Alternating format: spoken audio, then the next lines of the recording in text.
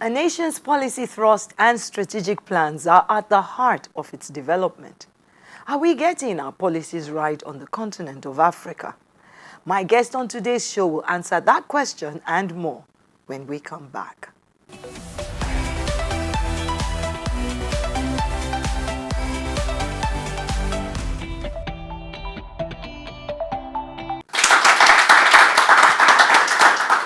Hello, everyone, and welcome to another exciting episode of The Moment Show with Pastor Funke. And that's the show where you learn something new every time. Thank you all, and welcome to the show, everyone watching us from your homes. And to my audience, thank you for being here. I know you guys are doing well, so I'm happy to have you all here. Now, for Africa to leverage emerging technologies for socio-economic development while maintaining accountable and transparent systems, legislative frameworks must be streamlined alongside strong institutional integration to ensure effective enforcement. It is imperative that policymakers develop a strong understanding of emerging technologies to enhance their capacities for developing comprehensive policies to address them. How are African nations formulating policies for development in the tech era? Professor Ayo Omotayo is a professor of environmental sustainability. He was educated at the prestigious University of Ibadan from 1980 to 1990, where he obtained a PhD from the Department of Geography. Professor Omotayo was appointed as an assistant lecturer at the Lagos State University in 1985. He quickly rose through the ranks to become a senior lecturer in 1992. At the age of 30 years, wow. He was the Dean of the Faculty of Social Sciences between 2012 and 2017. He was also the Director of the Center for Planning of the Lagos State University until he was appointed the Director General of the National Institute of Policy and Strategic Studies in Kuru, Jos Plateau State.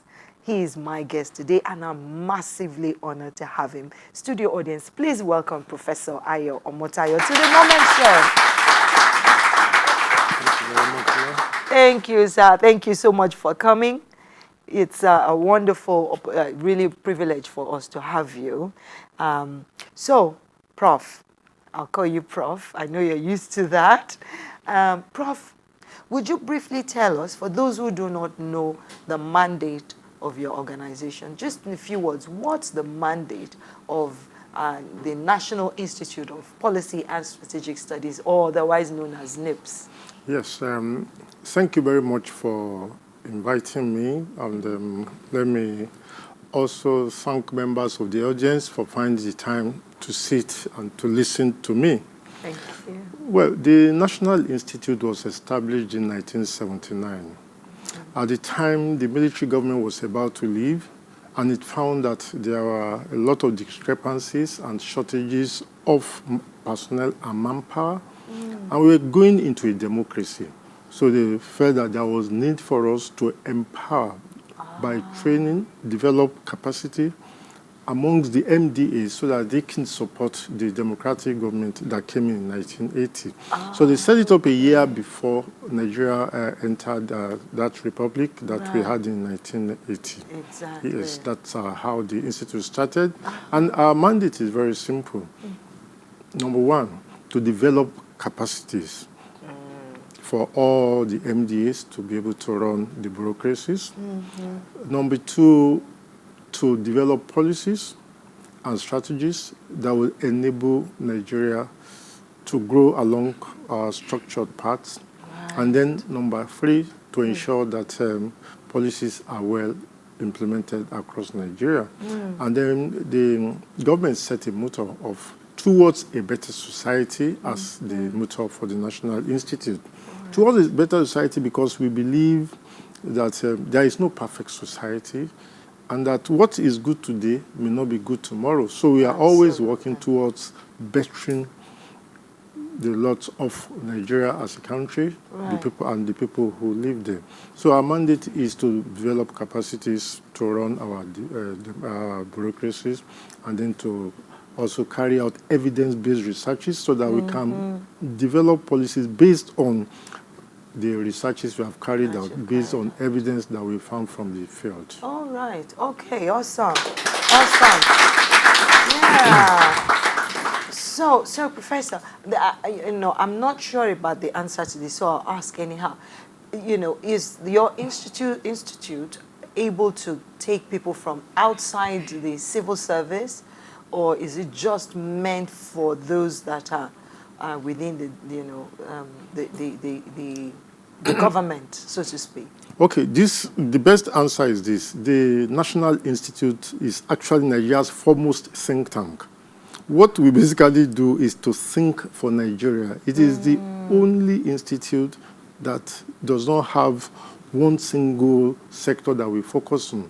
Okay. We research into all sectors of our economy. Right. So we look into the health sector, agricultural sector, tech sector, social policies, everything about Nigeria that will make this place a better place. Okay. So in doing that, the method is simple.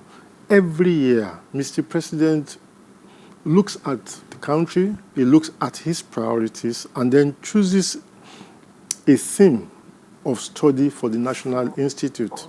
Then we constitute the participant group, picking from different sectors of the economy. There are organizations that send people, we call them nominating agencies. Right. And we give them the number they can send.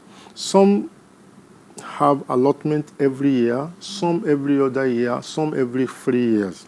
Okay. So anybody or everybody can come to NIPS if only they qualify, but you can come from any sector. Okay. We have from the labor sector, we have TUC and NLC coming. Right.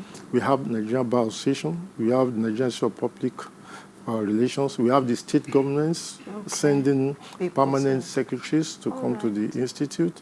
So we also have the private sector apart from the NGOs and the rest of awesome. It. So it's very... Yeah, it's broad-based because it's multi-sectoral, our approach is multi-sectoral. Awesome. Yes. Awesome. Well, that's good. Good job to you all. Thank you. So my next question is that because we've focused today's decision a lot on tech, and I know you're very well versed in that sector, and we have a number of people in the audience that are in tech, and we have loads of young people in Nigeria, as you very well know. Is Africa prepared? Are we doing enough in terms of formulating policies that will help our young people, because they're very, very broad and very, very open-minded, and they're very exposed to tech. But is government and the whole system, are we doing enough to empower our young people to go into tech in Nigeria and Africa? Your question has several dimensions. One good thing is that I might have studied geography, but if I've earned 10 naira in my life, it has come from the tech sector. Awesome. I'm saying that so that our viewers will know that we can do anything. Technology is more about talent and being exposed early enough. Yes. But one good thing is that one of the major planks of this current government is empowering the youth. President Bola Ahmed Tinubu cares so much about Nigerian youths. And of course, he looked last year, he asked us to research into the digital economy and how we can use the digital economy to empower our youths. Okay. Of course, that meant that the whole of the 96 participants that came in last year were studying how we can use our digital economy to empower Nigerian youths. Imagine everybody from the military, Nigerian Army, Nigerian Navy, Air Force, Correctional, Immigration, Customs. That was all we did last year. Okay. And our report is out on how we can empower our youth using the digital economy. And of course, we've made our recommendation. One of the things we found is that from the get-go, from the time when these children get into schools, we seem to have forgotten that the world has changed. We need to change the curriculum so that the children can get into tech as quickly as possible. Now, one good thing about our youth is that they are very techy in the sense that our children, they just grab a device and they're able to use them. Absolutely. But then what we are pushing at the National Institute is that we don't want to just be users of technology. We want to be developers of technology. Absolutely. You see, personally, because there was a time I lived in America for 10 years, and I found we interacted with everybody, Vietnamese, Chinese, Absolutely. Indians, and one thing I must tell you is that I came to appreciate who Nigerians are. You see people coming with a degree in history, some with degrees in English. You teach them tech, and they are into it. Absolutely. That is, and I must tell you then, Nigeria was one of those countries that developed the American tech system. Out through the time, 96, 97, 98, when we were having the emerging tech, a lot of Nigerians played a whole lot of roles. Yeah. So I believe that we have it in us. And now that Mr. President has said, oh, look at digital economy. Yeah. Look at it and try to see what the youth can benefit. Can you share some of the takeaways from that whole effort that you guys had in 2024? You see, one thing with me is that as a teacher, I teach. And I try to see if there will be changes. If there are no changes, I try to practice what I teach. Okay. And that's why I just said that, being the Director General of NIPS at this time is divine. In the sense that I feel that Nigerians can actually do more. We can do better than being consumers of products. Absolutely. So one of the things we did last year was to partner with NITDA. And NITDA asked the National Center for Artificial Intelligence and Robotics. I don't know if viewers know that there is a center like that, a Fat Lab one, in somewhere in Wuye. Okay. They opened up their lab, and I designed a robot. Fantastic. I designed it. Now, one thing is to design, the other is to be able to build it. Right. And I said, okay, we set up everything. I wanted to see if Nigerian youths can actually develop devices. And I appointed a project manager. Number one, she's a she. People, people will say that it's only men, boys that can do this. No. Young woman, I said, okay, you are the project manager. And I said, look for talent from where we are. That is, don't go to Lagos. Don't go to Enugu. Right here. I said, sit. In the capital center. No, not in Abuja. Really? I said, sit in Jos. Let's see if we have youths who are capable in Nigeria from anywhere. And she chose a team of young Nigerians, those who never lived in Lagos. They only hear that Lagos does exist. And then we showed them a few things. Right. With under 3-4 months, they had built a robot. Awesome. Prof, I'm going to stop you. I apologize, but we need to take a break. Okay. And when we come back, we're going to talk about the robot that we have now and all the other opportunities that exist for entrepreneurs and techpreneurs out there. We'll be back in just a moment.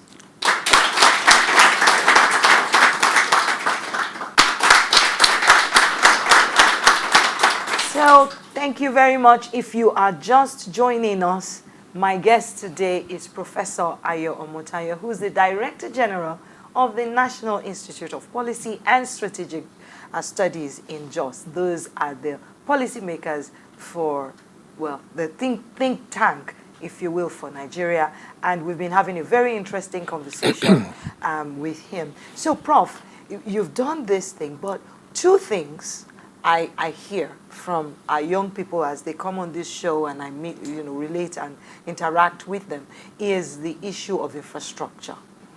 Especially when you go outside of the city centers. Infrastructure is always a case. The other is funding.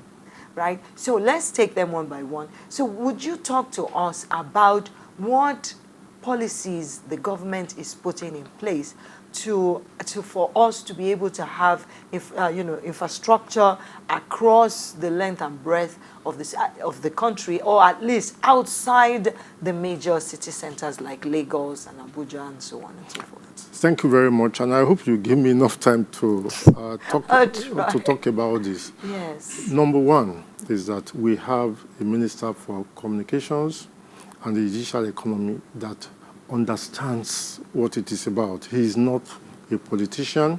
Mr. President deliberately put him there because he knows, he understands technology. Yes. He knows what the problems are infrastructure-wise.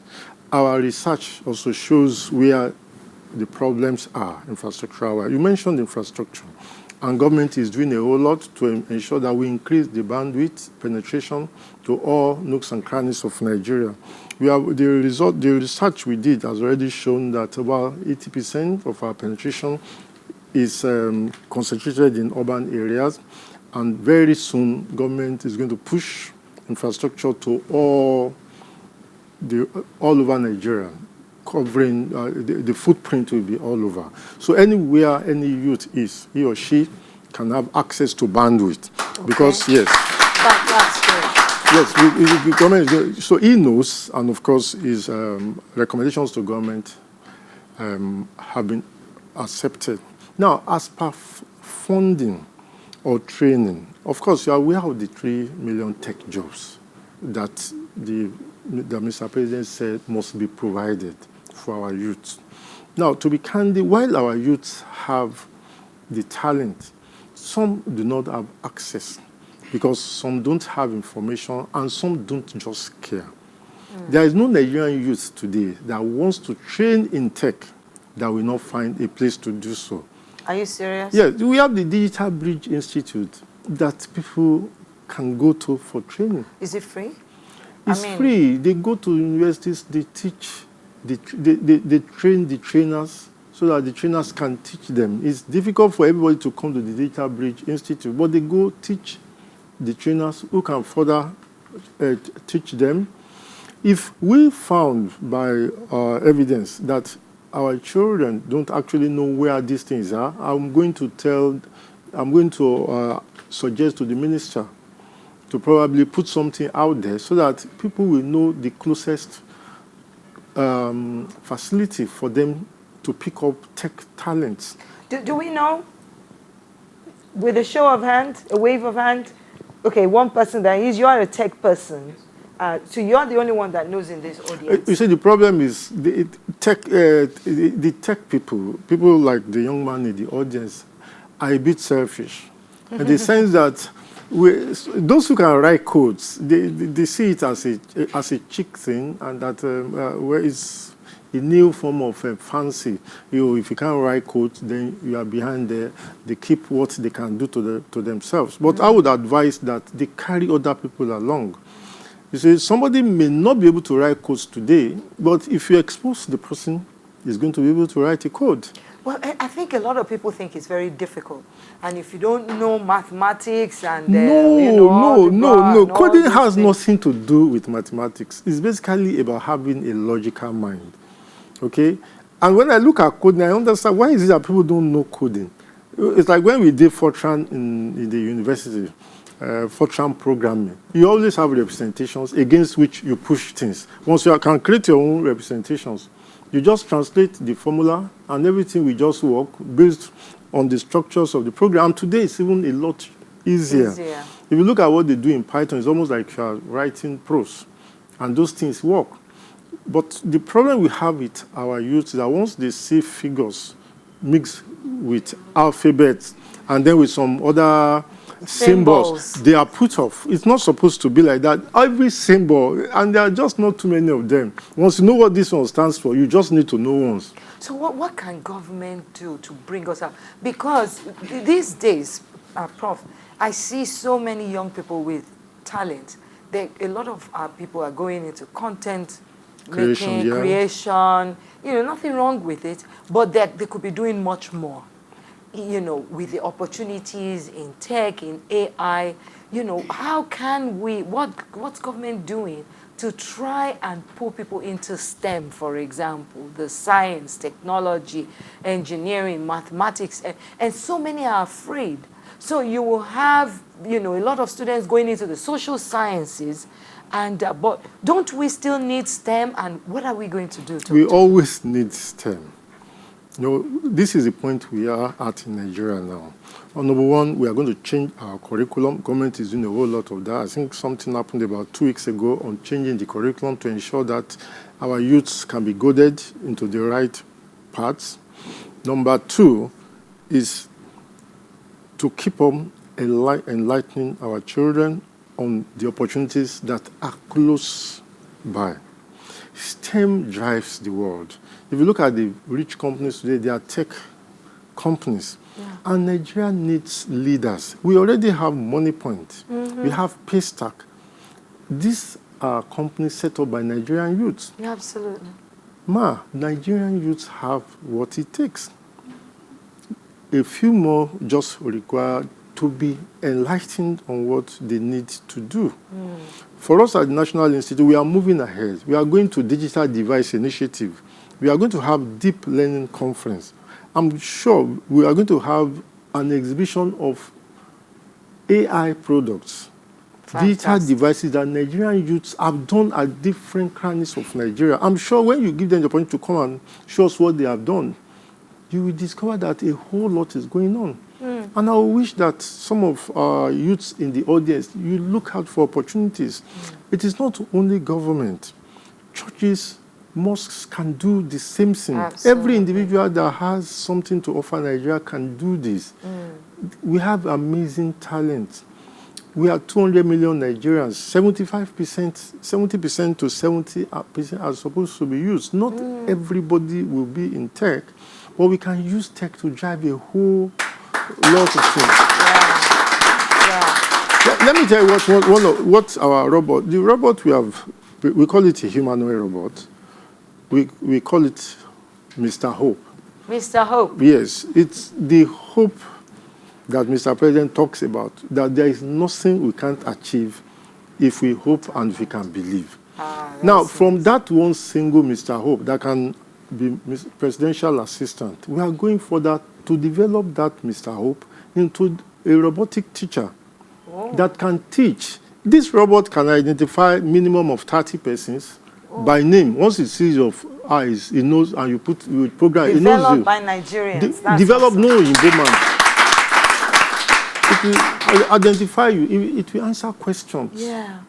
But then you are going to have a lot of youths get some jobs off it if we go along the trajectory, because you have to train it to teach geography. Yes. 100 level, maybe from primary 5 geography, primary 6, right? So, all of those trainings will be job opportunities for the youths who we can easily train how to train a model. Yeah. So you teach history, you teach English, everything the teacher can teach. You teach it. So all that you need to do in the rural areas, these robotic teachers, they don't go on strike. They don't ask for food. I was just going to say, are the labor unions on this journey with you? It's not disturbing anybody. Okay, you know how that one came up? In my rice farm, you have to cross a river to get there. And that when the rainy season comes, the river swells, and teachers don't go to school anymore. Now, those children are left stranded until the river level goes down. We can't develop our youth like that. Yeah. So it's okay, send a robotic teacher to the village chief. In the morning, just carry it from your home. Go and put it in the class. In front of the students. If you have 5 classes, have 5. Put it there. It will teach all the courses you want it to teach. And the villager needs to do nothing. Because we control it from... Did we program it to have Nigerian accent? Okay, you see, that's why I'm saying Nigeria must work hard. Exactly. That's what we call the large language library, which we don't currently have. And I'm very happy that the Minister for Communications is working with us on that. We have to develop our own libraries. A library is about the totality of what you want to teach. Absolutely. Once it exists, everybody develops off it. So you can actually, the ones we have now, it's when you speak your Yoruba accent or your Igbo accent, it may not understand. But then the Igbo man did not have us in mind. But since we can do it ourselves, we can get our own accent we there. can get our own accent there. It's just a matter of believing in ourselves. There is nothing Nigerian youth cannot achieve. Absolutely. And we have to keep encouraging them. A whole lot of monies are out there for the youth to tap from. But I'm afraid Nigerian youth sometimes are very lazy in looking for information. They need to change their attitude. So they must begin to look at all of those things. Yeah. Awesome. Prof, the one thing I don't like about the show is that time is never enough. Thank you so much. Professor Ayo Omotayo, DJ Nips. Thank you, sir. Thank you so much, sir. Thank you so much, my wonderful audience, and thank you to those of you that are at home for staying with us to the end of the show. It's been wonderful. We've had this really interesting conversation with Professor Ayo Omotayo, who is the DG of NIPS. And so we're ending the show